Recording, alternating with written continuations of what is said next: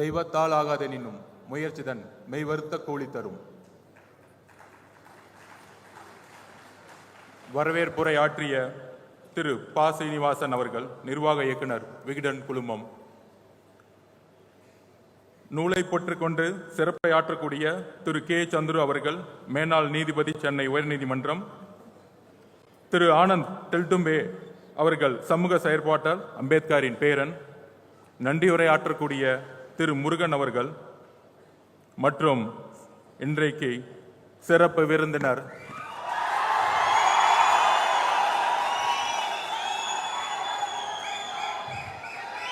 தமிழகத்தின் புதிய கருத்தியல் தலைவராக உருவெடுத்துக் கொண்டு இருக்கின்ற தமிழக வெற்றி கழக தலைவர் திரு விஜய் அவர்களுக்கும் இங்க இருக்கக்கூடிய பத்திரிகை நண்பர்களுக்கும் விடுதலை சிறுத்தைகள் கட்சிகளுடைய தோழர்களுக்கும் தோழிகளுக்கும் தமிழக வெற்றி கழக தலைவர் கட்சியுடைய தொண்டர்களுக்கும் என்னுடைய வணக்கம். நூல் உருவாக்க உரை. நமக்கு ஏன் இத்தனை எதிரிகள் அப்படின்னு பெரியார் சொல்லுவார். அதற்கு முக்கிய காரணம் ஆதிக்கம். ஆதிக்கத்தை எதிர்க்கக்கூடியவர்கள் எல்லோருக்கும் எதிரிகள் உருவாகி கொண்டுதான் இருப்பார்கள், விமர்சனங்கள் இருந்து கொண்டுதான் இருக்கும்.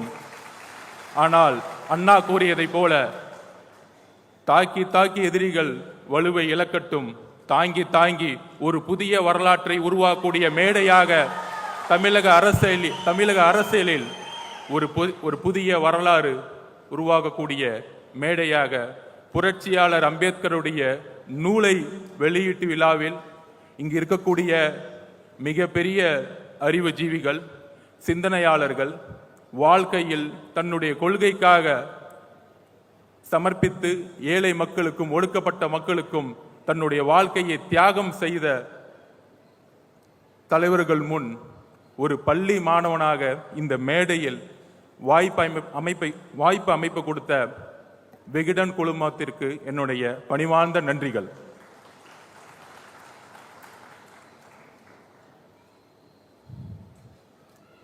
நூல் உருவாக்க வரைக்கான ஒரு முக்கிய காரணத்தை நான் பகிர்ந்துக்கணும். அது என்னுடைய வாழ்க்கையிலிருந்தே ஆரம்பிக்கணும். இந்த நூலை உருவாக்குறதற்கு ஒரு சிந்தனை வரும் பொழுது திரு ப. சீனிவாசன் அவர்கள் என்னுடைய வழிகாட்டின்னு சொல்றதோட என்னுடைய குடும்பத்தின் ஒரு முக்கியமான ஒரு அப்பா ஸ்தானத்தில் இருக்கக்கூடியவர். எனக்கு அவரிடம் நான் சொல்லும் பொழுது, ஏன் அம்பேத்கர் நூலை வெளியிடணும் அப்படின்னு சொல்லும் பொழுது, பொதுவாக விகடன் குழுமத்தில் இருக்கும் பொழுது அதோட உண்மை தன்மையை எப்பயுமே அவர் காது கொடுத்து கேட்பார்.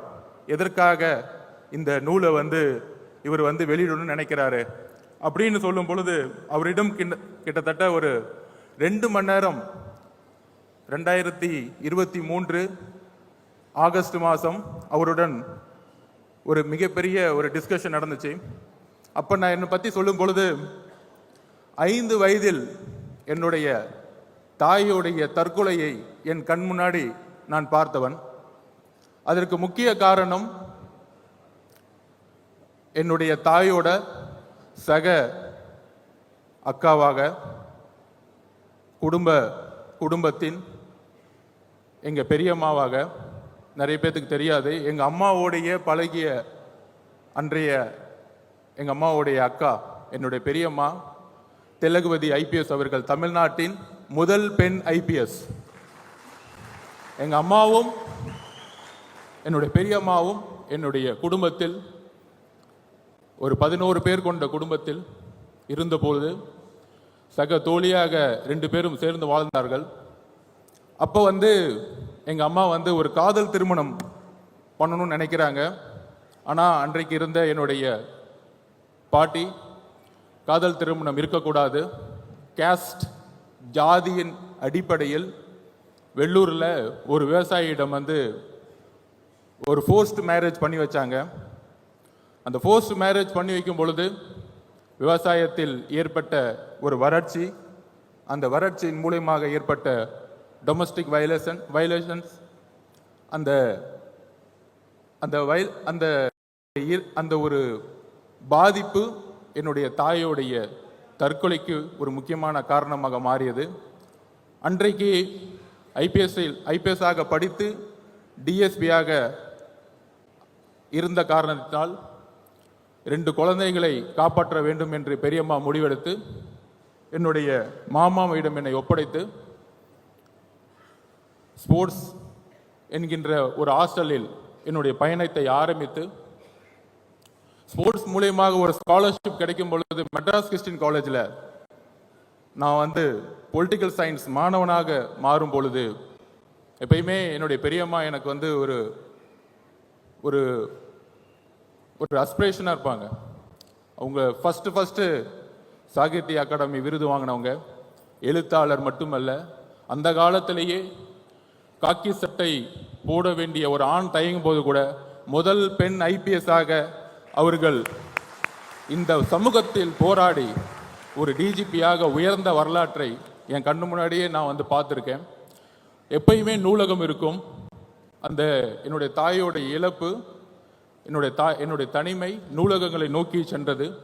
என்னுடைய பெரியம்மாவை நோக்கிய ஒரு உணர்வை நோக்கி அவர்களை பார்த்து அந்த நூலகத்திலிருந்து நான் படிக்க ஆரம்பித்தேன்.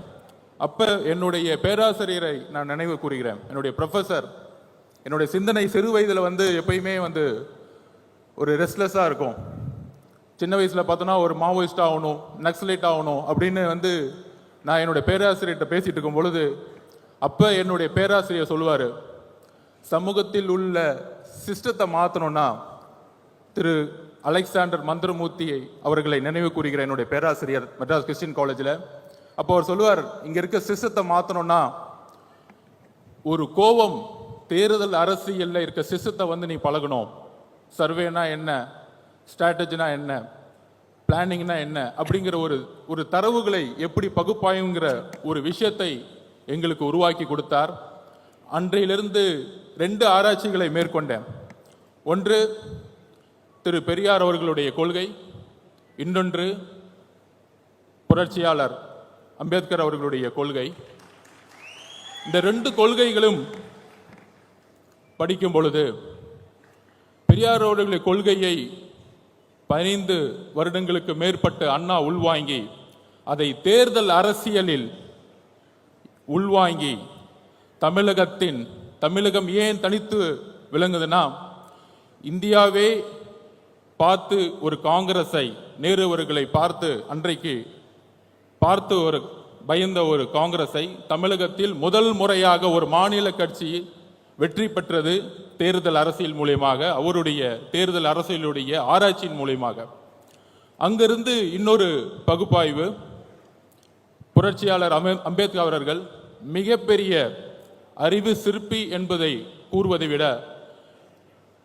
இந்திய வரலாற்றில் 2 தலைவர்களுக்கு முக்கிய பங்கு உண்டு. மத பெரும்பான்மைவாதத்தை எதிர்த்த செக்குலரிசம் பாலிசியை உருவாக்கிய திரு அண்ணல் காந்தி அவர்கள் சுதந்திரத்திற்கு பிறகு மத பெரும்பான்மைவாதம் மட்டும் முக்கியமல்ல, மத பெரும்பான்மையோடு சேர்ந்த ஜாதி ஆதிக்கமும் தான் முக்கியம் என்பதை உணர்ந்து அரசியல் அமைப்பை உருவாக்கி எல்லோரும் சமங்கின்ற கருத்தை உருவாக்கியவர் புரட்சியாளர் அம்பேத்கர் அவர்கள். ஆனால் அவருடைய இறப்பதற்கு முன்பும் இறந்த தருவாயிலும் மிகவும் ஒரு கடினமான, ஒரு சோகமான, ஒரு தோல்வியடைந்த நிலையில் அவருடைய இறப்பு இருந்தது. அப்படி ஒரு ஆராய்ச்சியில் நான் பகுப்பாய்வு செய்யும் பொழுது அம்பேத்கர் அவர்கள் தேர்தல் அரசியலில் தன்னை முழுமையாக ஈடுபடுத்தி கொண்டது கிடையாது. 1952-53 எலெக்ஷன்களில் அவர் தோல்வியுற்றார், தோற்கடிக்கப்பட்டார்.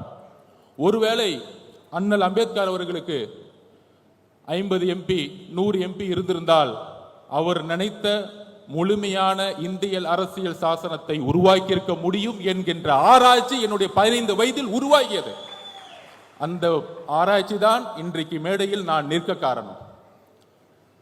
அதோடு சேர்ந்து 3 யுத்தங்கள் 2016, 2019, 2021 தேர்தலில் மத பெரும்பான்மைவாதற்கு எதிராக தேர்தல்களில் பங்கெடுத்துவிட்டு இந்த மேடையில் நாம் புரட்சியாளர் அம்பேத்கருடைய புத்தகத்தை வெளியிட, அம்பேத்கருடைய கனவு, அந்த அம்பேத்கருடைய கனவை தமிழகத்தில் நிறைவேற்றிய எழுச்சி தமிழர் அண்ணன் திருமாவர்களுடைய கனவு எப்பொழுதும் கூடுவார். மேடையில் அவர் இல்லை, ஆனால் அவருடைய மனசாட்சி இங்குதான் இருக்கிறது என்பது எனக்கு தெரியும். கால சூழ்நிலைகள் தலித் மக்களுடைய விலங்குகளை உடைக்கும். அதற்கான நேரம் கூடிய விரைவில் வரும். சுய சிந்தனை கொண்டவர்கள் தான் மனிதர்கள். ஆம், நாமும் மனிதர்கள். மன்னர் பரம்பரையை உருவாக்க தமிழகம் இனி ஒருபோதும் இடம் தராது. மன்னராட்சி ஒழிக்கப்பட்டது. மன்னர் பரம்பரையை ஒழிப்பதற்கு இன்றைக்கு புரட்சியாளர் அம்பேத்கருடைய சிந்தனைகள் நமக்கு தேவைப்படுகிறது. அந்த பகுப்பாய்வுடன் திருமா அண்ணனுடைய கனவு என்ன? தலித் அவர்கள்தான், தலித் மட்டுமே பேசிக் கொண்டிருந்த தலைவர் அம்பேத்கர் அவர்களை இன்றைக்கு தலித் அல்லாத ஒரு விஜய் அவர்கள், சகோதரர் விஜய் அவர்கள் வெளியிடுவது என்பது புரட்சியாளர் அம்பேத்கர் அவர்களுடைய, அண்ணன் திருமா அவர்களுடைய கனவு இன்று விகடன் மூலம் நிறைவேற்றப்பட்டிருக்கிறது.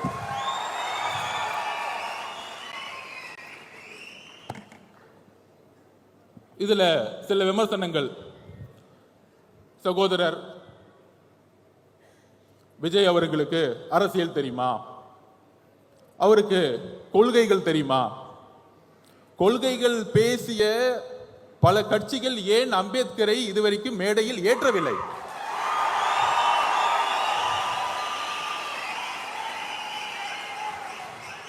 இன்றைக்கு இந்த புத்தக விழாவின் வெற்றி, திரு நிர்வாக இயக்குனர் திரு சீனிவாசன் அவர்களுடைய வெற்றி, இன்றைக்கு விகடனுடைய வெற்றி, முதல் முறையாக அம்பேத்கருடைய நினைவு நாளை எல்லா அமைச்சர்களும் சென்று மாலையிட்டு புரட்சியாளர் அம்பேத்கர் என்று அமைச்சர்கள் கூறிக்கொண்டிருக்கிறார்கள். இதுதான் வெற்றி, எங்களுடைய வெற்றி, எங்களுடைய பிரச்சாரத்துடைய வெற்றி. அந்த பகுப்பாய்வில் அம்பேத்கர் அவர்கள் ஏன் தோல்விற்றார் என்ற கேள்வி என்னுடைய 15 வயதில் உருவாகியது. என்னுடைய தாயினுடைய இழப்பு, என்னுடைய தனிமை அரசியலை நோக்கி என்னுடைய 15 வயதிலே செல்ல வைத்தது. அதனால்தான் 3 யுத்தங்களில் தேர்தல் அரசியலை கற்றுக்கொண்டு இங்கு வந்திருக்கிறேன். எங்கிருந்து கற்றுக்கொண்டு வந்திருக்கிறேன் என்றால் எல்லாருக்கும் தெரியும். சில விமர்சனங்கள், இதற்கு பதில் சொல்வதை விட 2026 தேர்தலுக்கான பணிகள், 2026க்கான தேர்தலுக்கான பணிகள், மன்னர் ஆட்சியை ஒழிக்க வேண்டும்.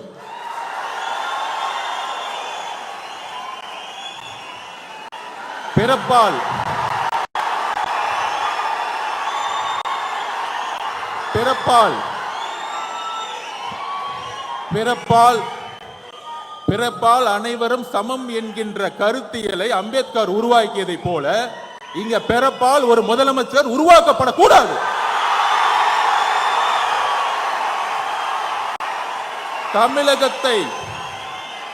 தமிழகத்தை ஆள வேண்டும் என்றால் ஒரு கருத்தியல் தலைவர் தான் ஆள வேண்டும். கருத்தியல் பேசிக்கொண்டு ஆட்சிக்கு வந்த பிறகு ஒரே ஒரு பதிவை செஞ்சுக்கிறேன். மத பெரும்பான்மைவாதம் பேசிக்கொண்டு இங்க இருக்கக்கூடிய நம்மில் ஒரு யுத்தியை உருவாக்க வேண்டும். 2014 ஏன் பிஜேபி வெற்றி பெற்றது? 2014 பிரசாந்த் கிஷோர் அவர்கள் என்னிடம் உரையாற்றும் போது சொன்னார், மோடி அவர்களுடைய பிரச்சாரம் குடும்ப ஆட்சி, அதன் பிறகு ஊழல் என்கின்ற குற்றச்சாட்டுகளை கூறி ஆட்சியை கைப்பற்றினார்கள். இன்றைக்கு வரைக்கும் பிஜேபி யாராலும் வெல்ல முடியவில்லை. அதே போலதான் தமிழகத்தில் மதம் ஜாதி என்கின்ற தத்துவத்துடன் ஊழல் என்கின்ற ஒரு விஷயத்தை ஏன் உருவாக்க மாட்டேங்கிறோம்? அதுதான் என்னுடைய தாயோடைய இழப்புக்கு விவசாயியோடைய ஒரு விவசாயி வீட்டில் ஒரு தாய் இழக்கிறாங்கன்னா என் தாய் விவசாயம் இருக்கும்போது இறந்துருக்காங்க, தற்கொலை பண்ணியிருக்கிறாங்க.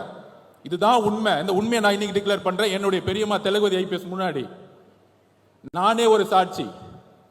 அப்படி இருக்கும் பொழுது ஊழல்ங்கிற ஒரு விஷயத்தை நாம் கடந்து சென்றுகிட்டு இருக்கோம். தமிழ்நாடு ஊழலை கடந்து சென்றுகிட்டு இருக்கு. பெரியார் அவர்களுடைய கனவின் மூலயமாக மத பெரும்பான்மைவாதத்தை துடைத்தெறிந்து விட்டோம். மத பெரும்பான்மை தமிழகத்தில் கிடையாது. பிஜேபிக்கு 2% மேல இங்க கிடையாது. அதை பெரும்பான்மை முடிச்சாச்சு. ஆனால் ஒரே ஒரு ப்ராப்ளம் இருக்கு. இன்றைக்கு ஹரியானாவிலும் மகாராஷ்டிராவிலும் ஜெயிச்சதுக்கான காரணம் ராமர் கோயிலை கையில் எடுத்தார்கள். இன்னைக்கு ராமர் கோயில் இன்றைக்கு கரெக்டா இந்த எலெக்ஷன்ல அகிலேஷ் யாதவால் அது நிலைநாட்ட முடியல. அகிலேஷ் யாதவ் வெற்றி பெற்று விட்டார். ஒரு தலித்தை பொது தொகுதியில் நிறுத்தி வெற்றி பெற வைத்து ராமர் கோயிலுங்கிற ஒரு தத்துவத்தை உடைத்து விட்டார். ஆனால் தமிழகத்தில் ஒரு தலித்தை பொது தொகுதியில் இன்றைய வரைக்கும் நிப்பாட்ட முடியல. இன்றைக்கு நான் தரவுகளை சொல்றேன். 2011 தரவுகளின் அடிப்படையில் 1,40,00,000 தலித்துகள் இருக்கிறார்கள். ஆனால் ஆட்சியிலும் பங்கு, அதிகாரத்தில் பங்கு என்று கூறினால் அது தவறு என்று அது தவறு என்று யாரு சொல்றாருன்னா, எல்லோரும் சொல்ற மாதிரி சனாதானம் எங்கிருந்து வருதுன்னா, பிஜேபி சொன்னா மட்டும் சனாதானம் கிடையாது. ஒரு சாதாரண மனிதன் ஒரு முதலமைச்சரா வரணும், ஒரு தலித் ஒரு முதலமைச்சரா வரணும்னு சொல்லும் பொழுது அதில் முதல் குரலாக ஒலித்த குரல் திரு விஜய் அவர்களுடைய குரல். ஆட்சியிலும் பங்கு, அதிகாரத்தில் பங்கு ஏன் சொல்லக்கூடாது? அதை ஏன் ஒளிச்சு வைக்கணும்? அதுக்கு ஸ்ட்ராட்டஜிலாம் தேவையில்லை. இனிமேட்டு அரசியல ஒளிச்சு வச்சு பண்ண வேணாம். எடுத்தவொடனே ஸ்ட்ரைட்டா நெஞ்சுக்கு நேரா பேசுவோம். முதுகு பின்னாடி பேசலாம் தேவையில்லை. எதுக்கு பயம்? எதுக்குமே பயப்பட வேண்டாம். அந்த அளவுக்கு, அதாவது சினிமா துறையில் இன்றைக்கு அவரை சுத்தி 2000 கோடி ரூபாய் ஒரு தொழில் இருக்கு. அதை விடுறதுக்கு ஒரு மனசு வேணும். ஆனால் இங்கே ஒரு சினிமா துறையில் ஒரு தொழில் நிறுவனத்தை நடத்தி ஒட்டுமொத்த சினிமா துறையையும் அரசியல் மூலமாக லாபம் செய்து கொண்டிருக்கிறார்கள். ஆனால் இன்றைக்கு வரைக்கும் அது குரல் இல்லை. இந்த குரல் எங்கிருந்து வர வேண்டும்? ஏன் சினிமா துறை ஒரு நிறுவனத்தின் மூலம் கட்டுப்படுத்தப்பட்டிருக்கிறது? 4000 கோடி ரூபாய் இண்டஸ்ட்ரி ஒரு நிறுவனம் எப்படி கட்டுப்படுத்தப்பட்டிருக்கிறது? ஒவ்வொரு வாரமும் வரக்கூடிய சினிமா ஒரே நிறுவனத்தால் மட்டும் எப்படி கட்டுப்படுத்தப்பட்டிருக்கிறது? இதை மக்கள் முன் எடுத்து கூற வேண்டும். திரு விஜய் அவர்களுக்கு, சகோதரர் விஜய் அவர்களுக்கு ஒரே ஒரு கோரிக்கை, ஊழலை, தமிழகத்தின் ஊழலை எடுத்து பேசுங்கள். மதவாதத்தை எடுத்து பேசுங்கள். கொள்கைகளை பேசிக்கொண்டு ஆட்சிக்கு வந்து ஊழல் செய்யக்கூடிய 2 விஷயத்தை நான் பதிவு பண்றேன். சாமியார்கள், போலி சாமியார்கள். காஞ்சி மகா பெரியவர் நல்லவர், ஆனால் போலி சாமியார்கள் இங்க அதிகமா இருக்கிறாங்க. சாமியார்கள் நல்ல சாமியார்கள் இருக்காங்க, அதை பத்தி நான் கவலைப்படல. அதே மாதிரி திராவிடம் நல்லது. திராவிடம் என்றால் ஒண்ணுதான். நிறைய அறிவுஜீவிகள் நிறைய பேசுவாங்க, நானும் நிறைய படிச்சுட்டேன். எல்லோரும் சமன் சொல்றதான் திராவிடம், வேற ஒண்ணும் கிடையாது. தமிழ் தேசியம்னா விடுதலை, தமிழ் தேசியம்னா விடுதலை புலிகள் பிரபாகரன் சொன்ன எல்லோரும் சமம், அவ்வளவுதான். அவரும் தான் சொன்னாரு. விடுதலை புலிகள் பிரபாகரன் அவர்கள் எப்பையும் ஜாதி மதத்தை பார்த்தது, மொழியை பார்த்ததில்லை. சோ அப்ப ஒரே ஒரு விஷயம் இருக்கு, இங்கு ஜாதியின் அடிப்படையில் உருவாகக்கூடிய தேர்தல் அரசியல், அதுதான் பிரச்சனை.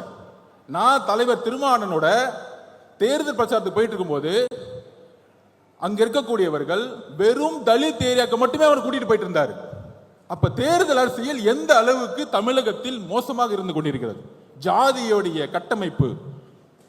நம்ம சொல்றோம் யூபியில இந்துத்துவ அடிப்படையில் இந்த இடத்துல முஸ்லிம் கேண்டிடேட், இந்த இடத்துல இந்து கேண்டிடேட் போட்டா எலெக்ட் பண்ணும்போது கான்ஃபிளிக்ட் வந்துடும், நேர்மையா இருக்க மாட்டாங்க அப்படின்னு ஒரு பிஜேபி மத பெரும்பான்மை அரசியல் பண்றாங்கன்னு சொல்றோம். அதே தானே நம்ம இங்க பண்றோம். மதத்தை தூக்கி எறிஞ்சிட்டோம். ஆனா இந்த இடத்துல இந்த கம்யூனிட்டி 60% இருக்காங்க, அதனால தூக்கி அமைச்சரை போடு. ஓகே, அப்படி அமைச்சரா வரவங்க என்ன பண்றாங்க? வேங்க வயல் பிரச்சனை இன்றைக்கு வரைக்கும் தீர்க்க முடியாததுக்கான காரணம் என்ன? காவல்துறை காரணம் அல்ல, காவல்துறை காரணம் அல்ல. ஒரு கான்ஸ்டபிளால் அதை பண்ண முடியும், ஒரு கான்ஸ்டபிள் 24 கண்டுபிடிக்க முடியும். மலம் கலந்த தண்ணீர், அம்பேத்கர் அவர்கள் தண்ணீர் போராட்டத்திற்காக எப்பொழுது பிரச்சனை கையில் எடுத்தாரோ அதே மாதிரி இன்றும் 50 வருடங்கள் 75 வருடங்கள் இந்த பிரச்சனை போயிட்டு இருக்கு. ஒரு தண்ணீர் தொட்டியில மலத்தை கலந்துருக்கிறாங்க. ஒரு வாரமா அந்த தண்ணியை குழந்தைகள் குடிச்சிட்டு இருக்காங்க. ஆனா இன்னைக்கு வரைக்கும் நம்மளால கண்டுபிடிக்க முடியல. போலீஸ் காவல்துறையினால இல்ல, ஜாதியின் அடிப்படையில் தேர்ந்தெடுக்கப்பட்ட ஒரு எம்எல்ஏ, ஒரு அமைச்சர், இதுதான் காரணம். வேற எந்த காரணமும் கிடையாது. பாதிக்கப்பட்ட மக்கள் சார்பா நான் பேசுறேன். 1,40,00,000 பேர் தலித் மக்கள் இருக்காங்க. அதுல ஆதி திராவிட மக்கள் 92,00,000 பேர் இருக்காங்க. ஆனா அவங்களுக்கு ஆட்சியிலும் பங்கு, அதிகாரம் பங்கு கொடுன்னு கேட்டா தப்புன்னு சொல்றாங்க. 25% தான் இருக்கு உங்களுக்கு. 25% வச்சுக்கிட்டு எப்படி நீங்க ஒரு பெரிய கட்சி சொல்ல முடியும்? தமிழ்நாட்டில் கூட்டணி ஆட்சியை உருவாக்க வேண்டும். தமிழகத்தில் அதில் தலித் மக்கள் பெரும்ப வேண்டும். சமூக நீதியை உருவாக்கிட்டோம். சமூக நீதி 69% உருவாக்கிட்டோம். எல்லாருக்கும் வேலை கிடைச்சிருச்சு, டாக்டர் ஆயிட்டாங்க, இன்ஜினியர் ஆயிட்டு இருக்காங்க, எல்லாம் ஓகே. ஆனா அரசியல்ல அதிகாரத்துக்கு வரணும், விடவே மாட்டாங்க. மன்னராட்சி, மன்னராட்சி தான் இங்க இருக்கு. மன்னராட்சியை கொஸ்டின் கேட்டா உடனே சொல்லிடுவாங்க, நீ சங்கி, நீ சங்கின்னு சொல்லு, இல்ல அர்பன் நக்சலைட் சொல்லு, இல்ல மாவோன்னு சொல்லு, அதை பத்தி எங்களுக்கு எந்த கவலையும் இல்லை. தமிழக மக்கள் புதிய அரசியலை உருவாக்க முடிவெடுத்து விட்டார்கள். திரு சகோதரர் விஜய் அவர்களுக்கோ அண்ணன் திருமா அவர்களுக்கோ அனைத்து கட்சிக்கோ ஒரு புதிய அரசியலை, இளைஞருக்கான அரசியலை உருவாக்குவோம். புரட்சியாளர் அம்பேத்கர் ஒரே ஒரு கனவு தான் சொன்னார், நீங்க எதுக்கு வேணா போராடுங்க. தலித் மக்களை பார்த்து உடனே சொன்னாங்க, அதிகாரத்தை நோக்கி போராடுங்கள், அதிகாரத்தை உருவாக்குங்கள். அதிகாரம் தான் நம்மளுடைய சமத்துவ மின்மையை தூக்கி எறியும். என்னுடைய தாய் இறப்புக்கு ஒரு காரணம் ஜாதி. அந்த ஜாதியை தூக்கி எறியதுக்கு தான் தலைவர் திருமாவளவன் கூட போய் சேர்ந்தேன். எல்லாரும் சொல்லுவாங்க, என் கம்யூனிஸ்ட் சர்டிபிகேட்டை பார்த்துட்டாங்க, இவரு அவருன்னு. எனக்கே என் ஜாதியை தெரியாது. ஏன்னா நான் ஒரு விளையாட்டு வீரன். தமிழக விளையாட்டு ஆடில் படிச்சு இந்தியாவோட பிரசிடண்டா நின்றுட்டு இருக்கேன். இன்னைக்கு இந்தியாவோட பிரசிடண்டா நின்றுட்டு இருக்கேன். சோ என்னுடைய ஒரே வேண்டுகோள், ஜாதியை தீண்டாமை ஒழிப்பது முக்கியம் அல்ல, ஜாதியை அழித்தல் முக்கியம்.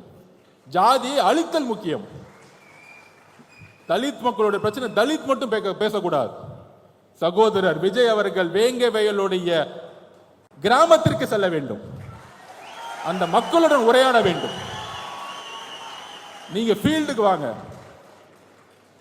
மேலவளவு முருகேசன் அவர்களுடைய ஒரே நாள் 7 பேர் வெட்டப்பட்டிருக்காங்க. அந்த வில்லேஜுக்கு வாங்க. உங்களுடைய பிரபலம், உங்களுடைய ஒரு வார்த்தை தமிழகத்தில் இன்றைக்கு எப்படி எல்லா அமைச்சர்களும் இந்த ஒரு புக் ரிலீஸுக்காக எல்லா அமைச்சர்களும் இன்னைக்கு ஏறி மேடையில ஏறி அம்பேத்கருக்கு மாலை போட்டு புரட்சியாளர் அம்பேத்கர் சொன்னாங்க பாருங்க, இதுதான் உங்களுடைய வெற்றி. இதுக்கு தான் இந்த மேடையை உருவாக்கணும். இந்த மேடையை அதற்கு தான் உருவாக்கினோம். புத்தக விழாவில் அரசியல், அம்பேத்கர்னாலே அரசியல் தான். அனைவருக்குமான தலைவர் சொன்னாலே இங்க நிறைய பேருக்கு பிடிக்காது. திரு பெரியார் அவர்களும் அம்பேத்கரோட கொள்கையிலும் இணைந்து இனிமேல் பயணிக்க வேண்டியணும், இணைந்து பயணிக்கணும். அப்படி இணைந்து பயணிச்சாதான் தமிழகத்தில் புது மாற்றங்கள் வேணும், புது மாற்றங்கள் உருவாகும். ஓடப்பனாயிருக்கும் ஏழையப்பன் உதயப்பன் ஆகிவிட்டால் ஓர் நொடிக்குள் ஓடப்பன் உயரப்பன் எல்லாம் நிலை மாறி ஒப்பப்பர் ஆகிவிடுவார். புரட்சியாளர் பாரதிதாசன் கூறியதை போல ஏழைகள் ஒன்று சேர்ந்தால் உங்களை தூக்கி எறியக்கூடிய காலம் உருவாகும். புதிய அரசியலை நோக்கி நாம் செல்லுவோம். நன்றி, வணக்கம்.